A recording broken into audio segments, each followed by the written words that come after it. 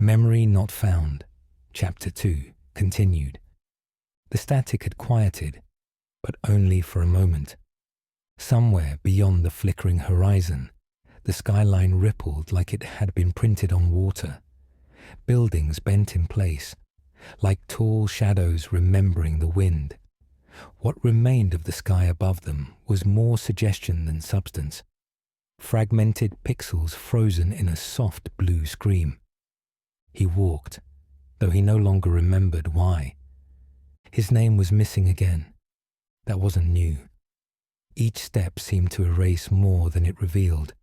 Where once there had been streets lined with voice and light, now there were only corridors of forgotten things, doors sealed with rusted intentions, lampposts flickering in patterns no longer human, and televisions embedded in the walls showing nothing but rooms he'd never entered, playing lives he'd never lived, and always that whisper.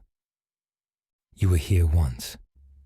It came from inside the walls, from the drain pipes, from behind his own teeth.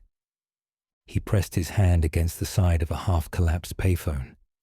The plastic was warm. Beneath the casing, he could feel a pulse, like the heartbeat of some dying beast trying to remember how to breathe. The receiver hung like a noose, swaying gently. He picked it up. Nothing. Then, click. Don't go back, said a voice, barely audible over the hiss. Back where? He asked, throat dry. Static, then laughter, then silence. The call disconnected itself. Above him the sky glitched. A perfect circle, burning with soft white noise, peeled open where the sun should be. He didn't look directly at it. You never should. The wind began to carry memories again, someone else's. Children's laughter, stretched and reversed.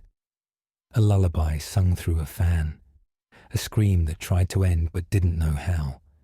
His feet carried him forward, because stopping had never helped. He turned the corner and found the alley he didn't remember choosing.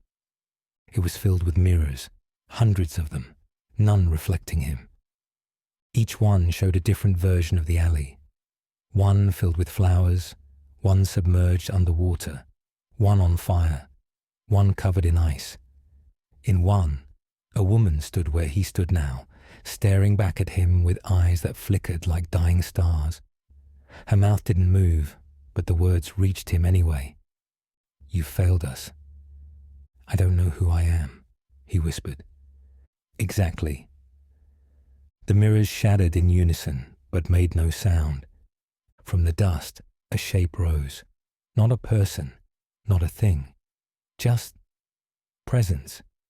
It hummed, like a corrupted memory booting up for the first time in decades. He should have run. But the truth was, he hadn't come this far to escape.